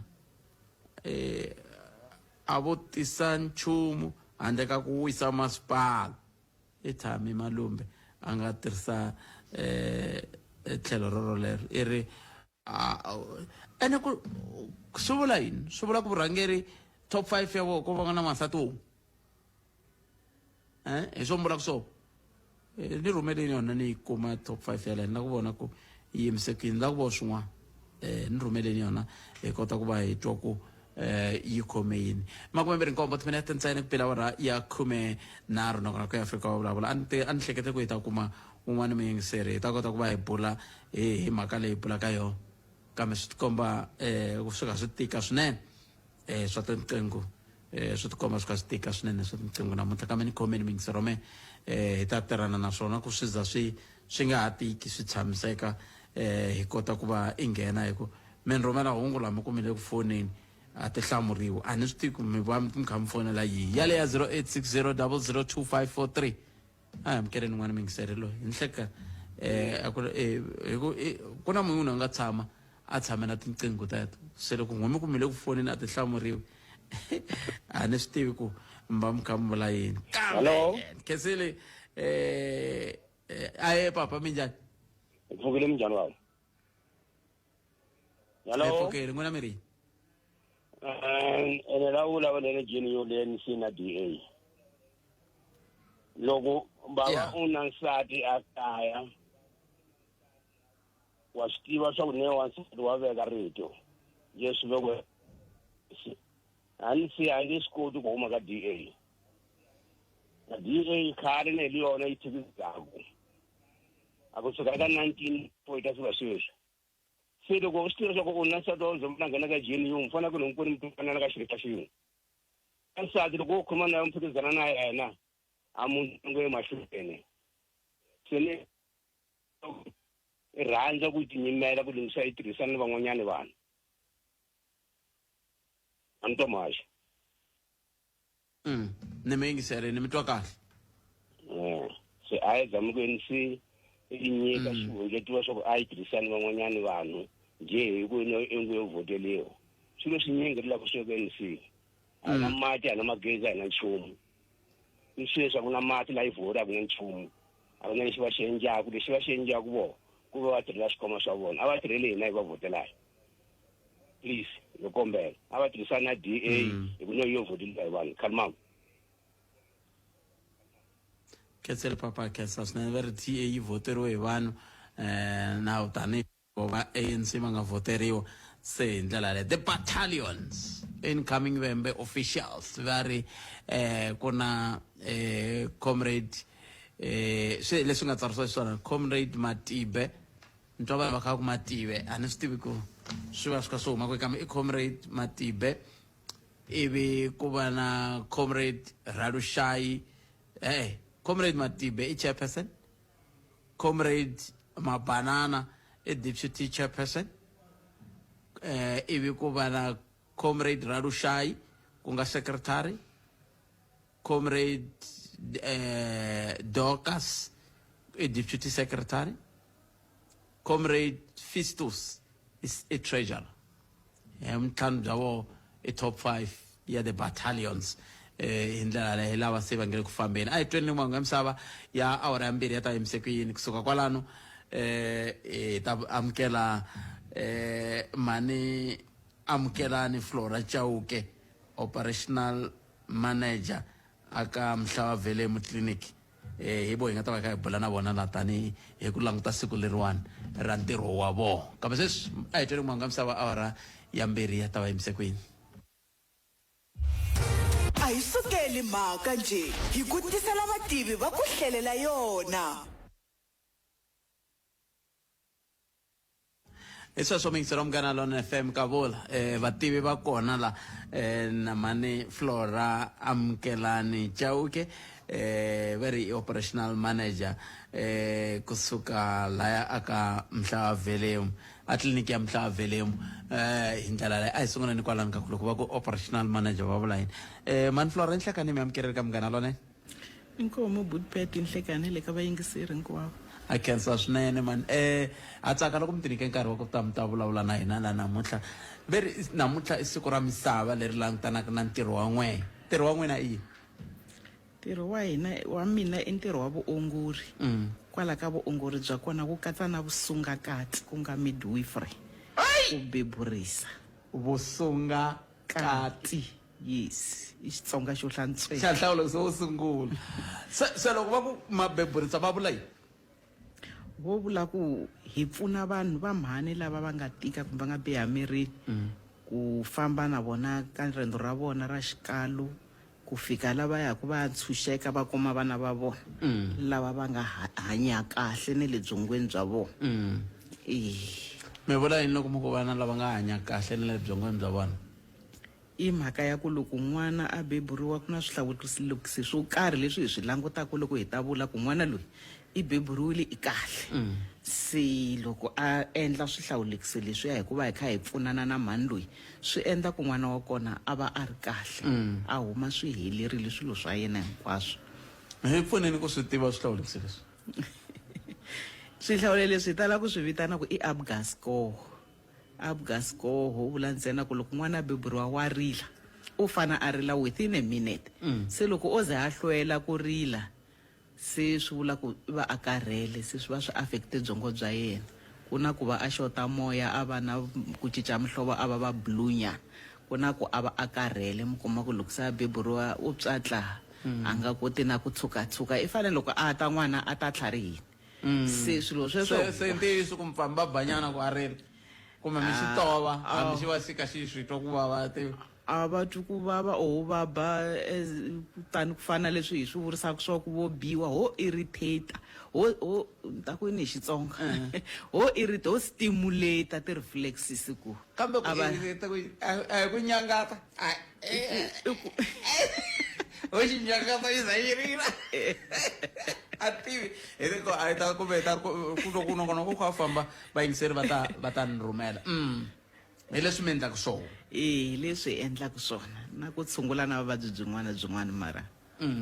bya ku tala ngopfu hi byebyo hi lavaka byona bya ku beburisa se ni byeri siku ra muxaka lowu ka n'we mi tirhanaka na timhaka leti ta ku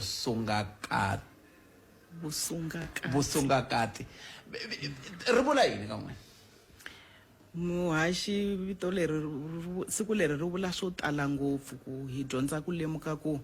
swi vula ku ha tekeriwa enhlokweni swi na nkoka ku va hi ri kona emisaveni hi ku hi hina hi pfunaka ku tisa rixaka se ku rixaka ri ta kurisa ku yini swi va swi ri mavokweni ya hina hi yo mhaka hi ku swi critical ngopfu so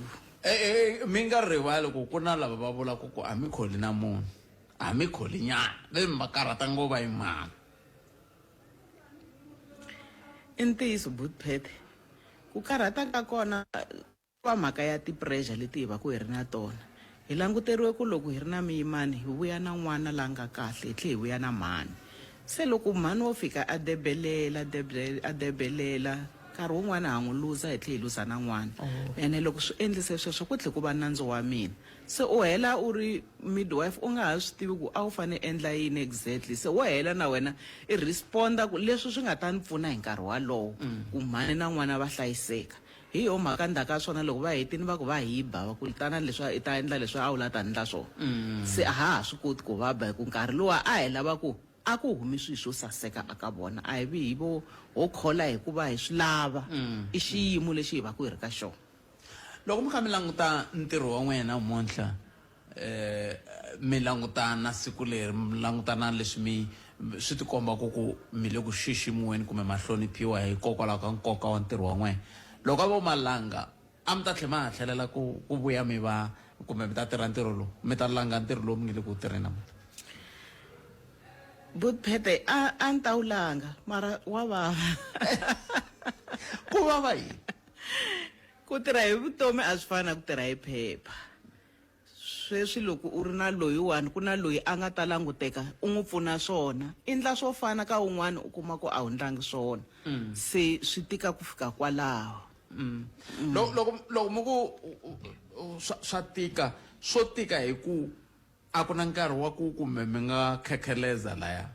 ku fanele ku kwala na kwala mi swi tiva ku kwaha nkarhi wa xihoxo hi ku i vutomi lebyi hi vulavulaka hi byona i ntiyiso Buthphethe munhu loyi a no vabya phanga vabyi a nga twi helo i yo rhwala vutomi emirini wa yena lebyi a fanaka a byi tisa hala handle se ku na swo tala kwala ndleleni yaliya hi nga hlanganaka na swona swi kanganyisa mintlhontlho leyi mi nga va ku hi nga se taka ku humelela ku nga va ku ri na mintlhontlho leyi mi hlanganaka na yona eka ntirho wa n'wehe ngopfu loko hi languta ka vanhu lava mi tirhaka na voho kumbexani hi ku ni twi xitori xin'wana xo ka xi nga tsakisi a ni van'wani va rhumela mina mahungu un'wana a ni rhumela ku hungu a nge khala ngo hi le ku laveni ka sesi wun'wana la xibedhlele ni nge vuli ku xibedhlele sesi loyi va ye va n'wi kambela va kuma ku n'wana a nga tshamangi ndhawini ya kahle se hi nga ri a fana a ya endliwa vuhanduri se a suka tsutsuma a nyamalala va nge ri swi veka vutomi bya yena enghozini se swi swa muxaka wolowo i ku sesi loyi a nge le ku va pfuneni ku va kota ku tirha kahle tanihi vaongori na madokodela se n'wina loko mi kha mi langutaka ntirho wa n'wena siku rin'wana na rin'wana leswi mi nga swi langutaka tanihi mintlhontlho ngopfungopfu lomu kha mi langutele ntirhisano eka n'wena na hina tlhelo lerin'wana hi yihi hi swona ngopfu sweswo i Buthphethe ku ma va na mavonelo ya ku mi swi vonisa leswi mara muvabyi a nga swi vonisi swona ene n'wina ma swi tiva ku andzhaka swona ku lava ku ya humelela yini yena nkarhi wun'wana i va a nga ri tivi khombo leri nga kona andzhaka leswi a swi endlaka hambi swi ri tano loko ri ya humelela khombo ku fana na xikombiso xa yaloyi lexi mi nga xi nyika loko o ya lova va ta ku u tile xibedhlele i tshikiwile mara u na timfanelo ta ku a ku a ni swi lavi ene u rhwale n'wana la a nga kotiki ku vulavula loyi mina tanihi muongori ni n'wi vulavulelaka se wo hela i ri xikarhi kwalaya se mhakankulu a ku va yaliya ya ku va na ntirhisano a xikarhi ka vavabyi va hina na hina loko mi kha mi languta ku le ku xiyimo xi njhani sweswi loko hi kha hi langutaka ku ka ha ri na xiphiqo xixa xa ku van'wani vanhu a mi vuyi na vona tinhlayo ti ndlisa ku yini kwala ka ku munhu i te kahle a khala ku veleka kumbe a la ku tswarisiwa kumbe a la ku bebula ivi mi nga ha vuyi na yena tinhlayo ti endlisa sweswo Buthphethe ti ya henhla ti ya hansi nkarhi wun'wana ha swi kota nkarhi wun'wana mi kuma ku ha luza laha hi luzaku mhani kumbe vamhani vambirhi hi n'hweti eswibedhlele swa hina ngopfungopfu ni ngo nyika kwala kusuhani kwala Khensani so loko swi kha swi endlisa sweswo a hi vi hi kha hi khomeka kahle ku hetelela ku ri milandzu leyikulu leyi hi fanele ku hi tenga n'wana luwa hi n'wi luzaku kumbe hi president wa tiko ra hina a fane a va president se a hi swi lavi ku ri luza vutomi bya n'wana na bya mhani hi ku mhani loyi nkarhi wun'wana i tlhela a va a ri na vana van'wanyana lava faneleke va hlayisiwa loko yena a famba ku tlhe ku va ntirho wa mfumo futhi ku vona ku lava nga sala vana va fanele va hlayisiwa na vona va kota ku hanya ku ya mahlweni ku ve hikokwalaho ka yini ku fanele ku va na xiyimo xexo xa ku famba kumbe xa ku mi lahlekela hi mhani kumbe mi lahlekela hi n'wana swi va swi kha swi susumeta hi yini i Buthphethe hi ku na swilo swa ku hlaya leswi hi hlanganaka na swona kwala vuton'wini a ni vurile ni ku a nga vabyi mara swa endleka ku va na leswi nge ti-complication wa tshuka a hlangana na vuvabyi kwala xikarhi ka ndlela ngopfungopfu loko se kumbe a ya ku bebuleni ku fana na khombo ra vo high blood loko mhani u kuma high blood a yi kuma la ndleleni risk ya kona yi va yi ri henhla ngopfu loko u na ti-HIV letiya lero vuvabyi lebyi munhu ko tala ti-complications leti ti talaka ku sungula kwalaha vuyimaneni hi ku mi va mi nga ti pulanelangi mi va mi nga swi tivi ku ti kona unlike loko mi ti vonile mi ringeta ku vona ku mi nga pfu mi endla yini na yini ku hatla mi wina vutomi bya muvabyi kasi high blood i yini ni nga ri yi tshama yi kha yi nghenelela kun'wana na kun'wana na le vuyimanini i yini kasi high blood i vuvabyi bya mbilu Buthphethe mbilu ya munhu yi na mabele ya ngati yi na mabele ya yona lawa loko yi ba yi fambisaka ngati amirini hinkwawo se a ku fanelangi pace liya yi luzeka a yi fanelangi yi ba switsongo a yi fanelangi yi ba swinene once yo cinca pace liya se hi swi vula ku munhu wa vabya ku na xiphiqo nyana se ene swa va kona hi ku loko se munhu a rhwale vuyimani lebyiya miri wa yena swa endleka ani i foreign body n'wana luya le mirini wa yena se miri wa responda leswi wu respondisaka xiswona se mi kuma ku wu hi tumbuluxela ti-high blood teto nkarhi wun'wana na ti-risk ti va ti ri henhla kusuka emakaya se swi va swi ri na khombo rero ko tala ni tala ku vona na timhaka ta ku pfimba milenge na yini i swin'wana swa leswi miri wu nge le ku nga ri la ku na swin'wana swi nga ri ku swona wu va wu responda ku hayi leswi se ni nga swi rhwala leswi swa tshikelela ku tshikeleriwa misiha ngati a ya ha koti ku famba hi mfanelo ngati yi fanele yi famba yi ya swikun'wanini yi tlhe yi jika yi gonya ya henhla mara se ku na ntshikelelo le misiheni n'wana u kurile nkarhi wun'wana n'wana a hi sayizi ya kahle leyi nga ka yona le ka sayizi leyi kulukumba ngopfu se u vanga ntshikelelo ngopfungopfu aka misiha ya mhani wakwe se ngati a ya ha koti ku famba hi mfanelo se yi fika misiha yi pfutapfutisa mati kwele kuveni se ku va na ku pfimba koloko hi le ku buleni na mani Flora Amkelani Chauke operational manager va suka ka xibedhlele xa kumbe ka tliliniki le ka Mhlavelemu kambe hi le ku vulavuleni hi ka tlangela siku leri ra vamanana ra vanhu lava tirhaka ntirho lowu wa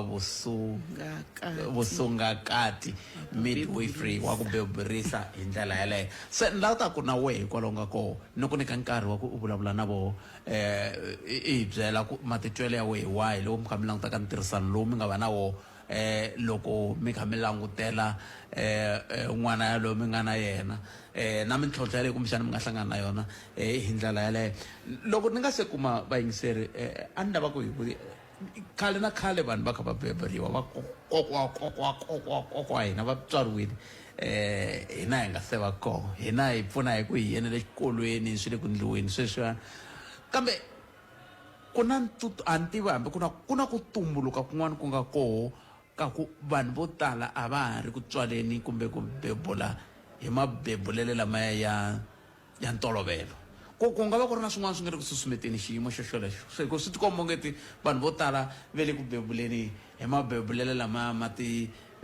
very C-section a ni tivi ku ta ku ku endleka yini a ko va vanhu vo tala va bebulaka hi ti-C-section muhaxi khale a vo ka va nga swi koti ku swi endla a swi ri kona na khale a va ri kona va va lovela se na ku langutisa ku se vanhu se va tele khale a hi nga tarisangi leswi hi nga xiswona se vanhu lava nga ku bebuleni va tele lava nga ka child bearing ku tlula lava a va ri kona khale se swi endla ku nambara leyi a yi ri kona ya ti-complications yi va yintsongo ka leyi nambara yi nga kona ene xin'wana futhi ku tatisa na pfumeleriwa ku vula ku ni lava operation mina hi nexe loko ku ri a ni swi lavi ku famba xiyimo xa ku twa ku vava loko ya ku va ku ri kona swa pfumeleriwa swa vava ku kuma n'wana swa nandziha swa namba hi no hetiwa sweswo ku a ku dzi ku va machula swa namba muhaxi ni lava ku kumbexani ni chava ku vanhu loko se hi teka vayingiseri va nga fika va hi kavanyeta ni nga mi vutisangi xivutiso lexiwani leswi n'wina mi nge loko mi tshamini tanihi muongori tanihi loyi a tirhanaka thwi na timhaka leti hi nge le ku buleni tona namuntlha mi nge ma tinyungubyisa hi gondo leri mi nga famba hi roho hi swihi hi ku mina wun'wana munhu i ni hlevele ku n'wehe ma vilelana loko n'wana se a tswariwile a kha a fambafamba kwa amolweni lero mi ze mi kayakaya mi ringeta swin'wana ni hleveleni nyana xitori xexo ku endleke yini i ntiyiso muhaxa swi tele leswi nga endleka mara lexi sweswi xi nga koka rinoko ngopfu ra vanhu i ku va hi tanihi musungakati kumbe tanihi midwife ni twe ku vava loko ni vona vana va 6 va nga ri na ndhawu ya ku tshama va fane va tlela ndhawu ya kona a yi nga tshamisekangi i ku ni tikumi ni ri ka xiyimo xexiya xa ku loko a ko va ku ri mina a ni swi imagine ku hi pfukisa ku yini u pfuka u khoma yini i sungula kwihi lexi a xi nga nyanyisa xiyimo ngopfu ku na xin'wanani xa 3 months loko mhani a ri ntswedzani muhaxi wa karhala se loko wa ha fana langutana lava van'wanyana u langutana ku na ndhawu ya kona hi yoxe a wu wisi se swi endle ku hi swi vona ku u na ntshikelelo se a hi swi tivi ku hi nga n'wi pfuna njhani a hi na nchumu hi vanhu va misava mara hi ringetile ku kwala a hi nga kota ku kuma kona hi ku swantswa hi n'wi lavelanyana a hi hlekete ku n'wi endlela rhumunyana swi swa swin'wana ku na mazinginyana kwele kaya a ni na yini nyana kwele kaya mara ku navela ka timbilu ta hina ku vuye ku loko vona ku loko hi hoxa xikama hi endla xikamarani xin'we vana va 6 still a swi nga ndli nchumu hi yo mhaka hi nga vuya hi tikuma hi tibohile hina hi hexe ku endliwa ti-room ta 5 yo ku va 3 rooms ya ku tlela na kitchen na dining room va titwa vana lavaya va fana na vana van'wanyana mi fika njhani kwalano a ni n'wi mitirha tliliniki mi swi vonise ku yini leswi mi fambafamba mi jikajika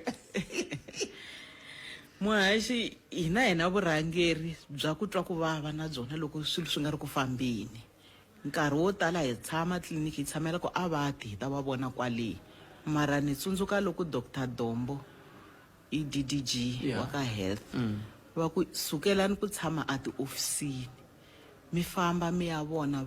lomu vanhu lava taku kwalaho va sukaku kona a va vulangi ya aka tiyindlu wo yo vula ku hi ta swi vona ku na maendlele leswi hi endlisaka swona ha rifera ku hi n'wi yisa la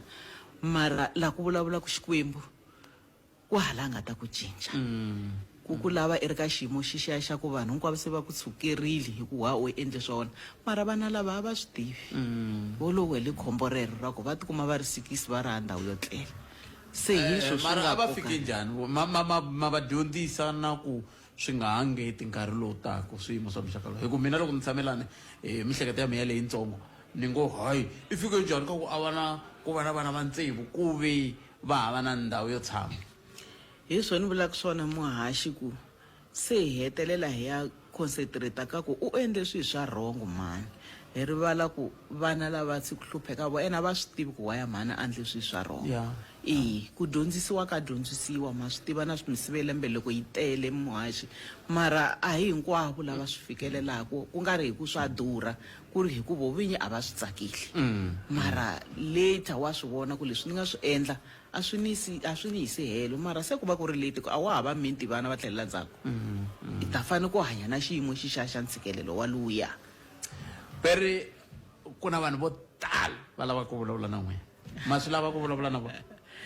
a ku na problem muhaxi veri ku hayi xiphiqo ncindani a hiye wo sungula hi loyi nhleka ahe sis hi pfukele minjhani okay a ni lava ku vutisa ongorini ku na n'wana la nga tswariwa ni recently eka Malamulele ka xibedhlele xa Malamulele u tswariwe hi cesarean and then loko u kumeki like a tshoveki voko se ka kumeka ka yena a tshoveki voko a yi tivisiwangi ku ri like swi endlise ku yini so question ya mina i ku ri since a nga kumeka a tswariwile voko ra yena ri tshovekile ra ta tlhela ri vuyela a vutshan'wini ri tirha like normal ku nga vi na xiphiqo na eka vutomi bya yena kumbexani hi nga mi lava ku va vutisa swin'wana ni va chucha ni nga va chucha okay ni khenserise sinkomba va ta mi hlamula a hi ngheniseni un'wana ncindani hi mi amukeleni ka Munghana Lonene FM nhlekani hayi mnjhani hi pfukeni minjhani okay ya a ni lava ku seketela muongori ka leswi va nga swi vula ku ai a ni tivi ku endleka yini a hi amukeleni un'wana 0860002543 nhlekani hi mi amukeleni ka Munghana Lonene FM nhlekani Kalanga ahe hi kona minjhani nami nipfukile mane lwe comment ndzima yin'wana yikulukumba ngopfu na n'wi khendzisa ku ri ene ntirho lowu tirhaka bodi ni vone xihlangi xa mina lava xi humaku koxi ku bebuliweni ni loko va bebula hayi vanhu lava tirha ntirho wa nkoka mani swi vulavulaka ni mi khensisa ngopfu ku ri xikwembu nga ri fika hi khomela n'we mi hanya mi dyondzisa na van'wani va ta khoma rixaka ri ya mahlweni mi khense ngopfu Metele botiko a hetseleni loyi loko ri na un'wana hi hetsela yena 0860002543 hi twa ku mi angula mo ku yini i siku ra vona va lava namuntlha ve ri i siku leri va fanele ku va tlangela i nhlekani Hayi mjani botet. Epfokela mjani? Okay. Mina ni la ta vutisa xivutiso xa ku na leswaku ku n'wana wa kaka andeni swi va kha swi endliwa hi loko before a nge se beburiwa za swi khosa operation ku swi na tiyisi ku fika kwini. Ai milango swi swa vanhu mani hi yo mhaka a ni la ku byela cintani ku a nga pfumeli vavanuna va nghena twanani hi yo yile ni khensini va ta mi hlamula ni ikombo ta mina a hi buleni na vayingiseri lava hambileswi swin'wana kumbexani a mi nge koti ku swi hlamula n'we leswi mi kota ku swi hlamula swi hlamuleni.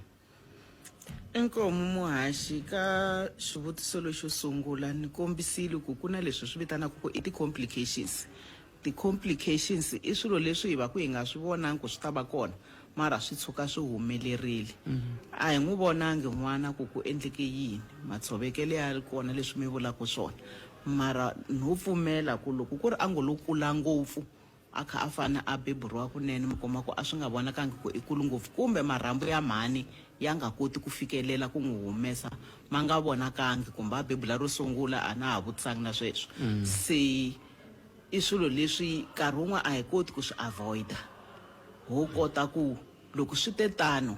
hi nga endla njhani ku a pfuneka ku a hanya ku ya mahlweni ku na kambe nga ri laha a va vulavula hi timhaka ta nga ra ku ri C-section leswi va vurisaka swona swi nga endleka a ye ka C-section hikuva se a nga ha swi koti kumbe a nga fikeleleki ku a huma leswi swi nga va ku swi ri swona swi nga vanga ku n'wana a tshoveka voko hi naswona leswi hi swi vitanaka i shoulder dystocia na loko n'wana a nga tlelangi kahle loko a fana a huma a nga humi hi position leyi hi nga tolovela yona ya swi kota ku fika yi staka makatla laya se loko yi staka swikatlani leswiya swa yena swi tele ku va na ku vaviseka koloko so mara i swilo leswi hi xitalo a hi na control ku tlula mpimo mara ku kota ku pfuna swona hi sweswo loko se swi vonaka ku wa staka u ta tsutsumiseriwa ka operation ku at least hambiloko a vaviseke voko vutomi bya yena a byi vi kona hi nga vheti hi n'wi luza. Okay, le ya vumbirhi na yona i ya fana na yaliya ya yelana hi le ya ku toileta ne ku toileta swi na ntiyiso n'we buti loko n'wana a karhala a ri kwale ndzeni ka mhani wa yena ku i karhele hi wona loko a toileta ene hi ta swi vona hina ku hayi ku se matoiletele lawa se i karhale ku fika kwihi a swi vona na loko a ha sungula ku karhala swi ya swi kha swi va swi vevukile swi ri mati swi cinca mihlovo swi tiyanyana se swi tiya swinene nyana se hi swo hayi se it's too much se swi nga tala ku swi n'wi vavisa byongo that's why ku a yimeli ku a vaviseka byongo u tsutsumisiwa a hatla a endliwa operation ku endla yini a lamuleriwa ka xiyimo lexiya xa ku karhala hi ku xiyimo xa ku karhala ko tala mi vulavula hi ku a bebula ro sungula swi tirha yini ku a bebula ro sungula ra vumbirhi swi hambanisa yini ku bebula ro sungula na ra vumbirhi na ra vunharhu muhaxi swo hambanyisa timhaka ta ku loko u bebula ro sungula ko tala a hi swi tivi ku i swi kota ku fika kwihi se swo tala leswi i nga ta hetela naswona hi ta sungula ku swi vona kwalaha ka wena mara loko se u bebula ra vumbirhi ra vunharhu hi yo mhaka loko munhu a buka hi na leswi ve nge i obstetric history hi teka mahungu ya wena ya mabebulele ya khale hi ma vuyisa ka sweswi ku swi ta hi pfuna ku na loko hi tshuka hi hlangana swo swi nga hi hlamarisi hi hatla hi swi tiva ku loyi lowu wa marhambu lomu ka ma nga ringanelangi loyi a nge bebuli hi yexe i ta bebula hi operation hi yo mhaka mi vona lava va ku loko o za a bebula hi operation ro sungula i ta bebula hi operation va ze va hela vana va yena se va hi swi vonile kwalaya hikuva se ha n'wi tiva mara ro sungula hi va hi nga n'wi tivangi i na CPD mara hi n'wi dyondza kwalaya se ku na swihehlo a ni tivi xivutiso lexi loko xo ka xi nga humi kahle ku na swihehlo swa ku loko munhu a kha a bebula ndlela leya bebula ku yo yi fika la yi nta swi vekisa ku yi fika la yi tshama ku yi ya vuyelela loko a heta ku bebula wa vuyelela ka normal i ntumbuluko wa Xikwembu muhaxi lowu endlekaku ku loko munhu a fana a kuma n'wana ku va ku ri na leswi swi vitanaka ti-contractions ku luma lokuya hi ko ku stretcha ku timasele letiya ti kota ku se loko ka ku nga ri na ku luma xa tlhelela swilo swa yena aka vutshamo bya yena kusuka kwale ka xivelekelo loko a rhwale n'wana xi va xi kurile hi tlhe hi xi vona that's why hi n'wi vona ha loyi i muyimani luwa kulukumba se na loko a bebule ta huma hi swi vona ku hayi se ku na ku cinca ka sayizi ku fanele ku huma nhloko ku huma miri wa n'wana mara loko ntumbuluko luwa we hela swilo hinkwaswo swa tlhelela vutshan'wini bya swona